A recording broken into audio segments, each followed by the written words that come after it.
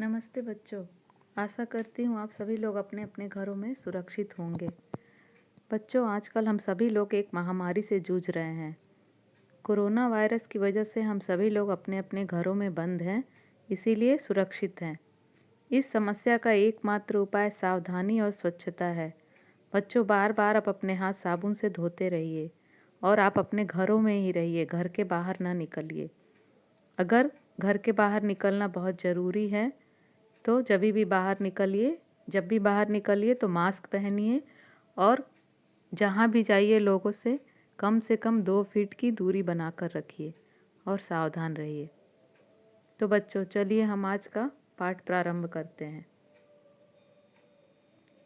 बच्चों, आज हम पढ़ेंगे कक्षा 7 की हिंदी की व्याकरण की पाठ्य पुस्तक से पाठ संज्ञा। बच्चों, पिछली कक्षाओं में आपने संज्ञा तो पढ़ा ही होगा। आइए यहाँ संज्ञा के बारे में थोड़ा और विस्तार से जानते हैं। किसी व्यक्ति, वस्तु, स्थान, जाति या गुण का नाम बताने वाले शब्दों को संज्ञा कहते हैं। राम, जैसे राम, घोड़ा, मेज, दिल्ली आदि। बच्चों, किसी भी व्यक्ति का, वस्तु का, स्थान का, प्राणी का, भाव का जो भी नाम होता है उस नाम को ही हम क्या कहते हैं? संज्ञा कहते हैं। संज्ञा का शाब्दिक अर्थ ही होता है नाम। आइए चित्रों की सहायता से हम आगे बढ़ते हैं और समझते हैं। जैसे कि चित्र में बच्चों आप देख रहे हैं, स्नेहा पुस्तक पढ़ रही है। स्नेहा यहाँ पे क्या है? व्यक्ति का नाम है और पुस्तक क्या है? वस्तु का नाम है। तो स्नेहा और पुस्तक यहाँ पे दोनों क्या है? संज्ञा है, क्योंकि व्यक्ति का नाम और वस्तु का नाम क्या होता है? संज्ञा होता है। तो स्नेहा और पुस्तक यहाँ पे संज्ञा। आइए आगे बढ़ते हैं। बच्चों, इस चित्र में हम देख रहे हैं कश्मीर बहुत सुंदर है। कश्मीर एक स्थान का नाम है और स्थान का नाम क्या होता है? संज्ञा होता है। तो कश्मीर यहाँ पे क्या है? संज्ञा है। आइए आगे बढ़ते हैं। चिड़िया चहचहा रही है। चिड़िया क्या है बच्चों? प्राणी का नाम। तो प्राणी का नाम क्या होता है? संज्ञा होता है। तो चिड़िया यहाँ पे क्या है? संज्ञा है। आगे बढ़ते हैं। आज बहुत गर्मी है। गर्मी क्या है बच्चों? यहाँ पे संज्ञा है। गर्मी क्या है? मन का भाव है। जैसे कि हम दर्शा नहीं सकते, सिर्फ महसूस कर सकते हैं। तो गर्मी क्या है? भाव है यहाँ पे। तो भाव भी क्या होता है? भाव के नाम को भी हम संज्ञा कहते हैं। तो गर्मी यहाँ पे क्या है? संज्ञा है। आइए आगे बढ़ते हैं। संज्ञा के 5 भेद होते हैं। आइए देखते हैं कौन कौन से। संज्ञा के भेद। पहला है व्यक्तिवाचक संज्ञा, दूसरा जातिवाचक संज्ञा, तीसरा भाववाचक संज्ञा। बच्चों, जातिवाचक संज्ञा के भी 2 उपभेद हैं। पहला है द्रव्यवाचक संज्ञा, दूसरा समूहवाचक संज्ञा। आइए थोड़ा और विस्तार से पढ़ते हैं। व्यक्तिवाचक संज्ञा, जिस शब्द से किसी विशेष व्यक्ति, वस्तु या स्थान के नाम का बोध हो उन्हें व्यक्तिवाचक संज्ञा कहते हैं। जैसे रमेश, दिल्ली, आगरा, आम, गांधी जी आदि। आइए चित्र की सहायता से हम व्यक्तिवाचक संज्ञा को और विस्तार से समझते हैं। व्यक्तिवाचक संज्ञा, सचिन तेंदुलकर। बच्चों, आप चित्र में देख रहे हैं सचिन तेंदुलकर विशेष व्यक्ति हैं। सचिन तेंदुलकर को तो आप जानते ही होंगे, एक प्रसिद्ध क्रिकेटर हैं। तो सचिन तेंदुलकर यहाँ पे क्या है? व्यक्तिवाचक संज्ञा है। मोर, मोर विशेष प्राणी है कि मोर हमारा राष्ट्रीय पक्षी है। तो मोर यहाँ पे क्या है? व्यक्तिवाचक संज्ञा।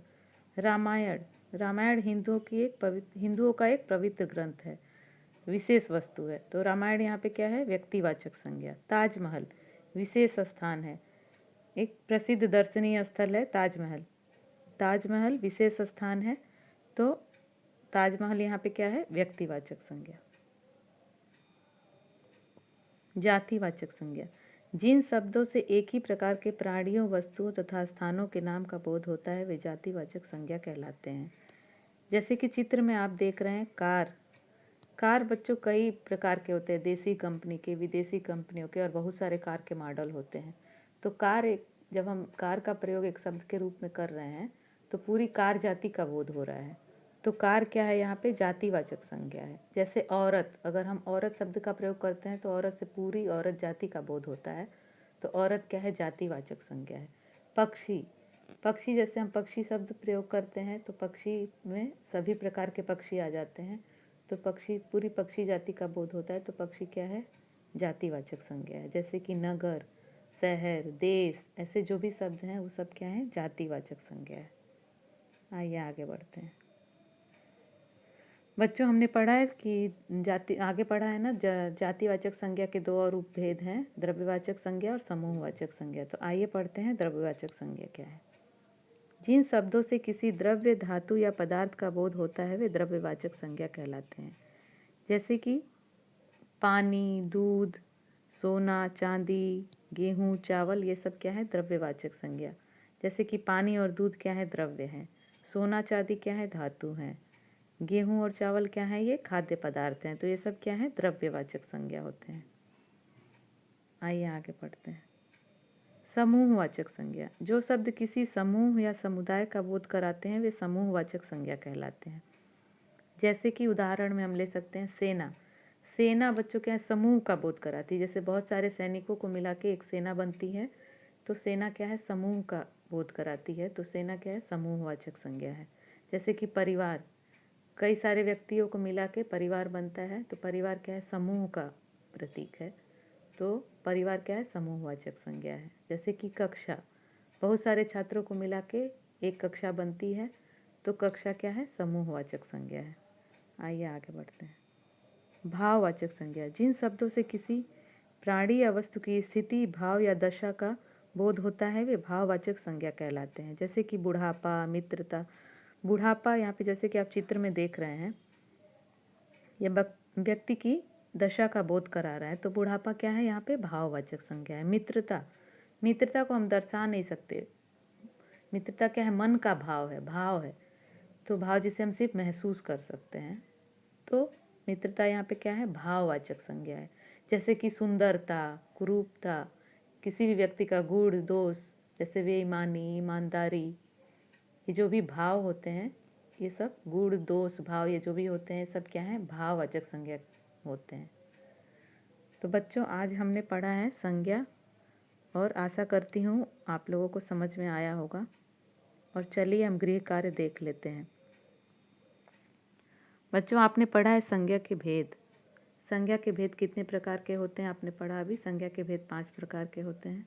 संज्ञा के 5 भेद हैं।